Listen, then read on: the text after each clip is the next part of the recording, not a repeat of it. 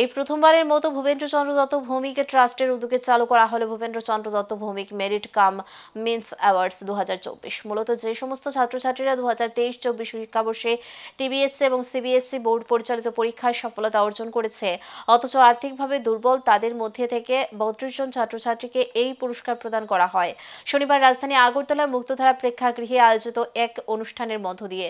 উক্ত অনুষ্ঠানে উদ্বোধক হিসেবে উপস্থিত ছিলেন রামকৃষ্ণ মঠ এবং মিশনের স্বামী সর্বকারানন্দ মহারাজ। এছাড়া উপস্থিত ছিলেন দৈনিক সংবাদের দত্ত ভৌমিক ট্রাস্টের চেয়ারম্যান সঞ্জয় পাল সহ অন্যান্যরা। পুরস্কার স্বরূপ ছাত্রছাত্রীদের হাতে 25,000 টাকা করে তুলে দেওয়া হয়।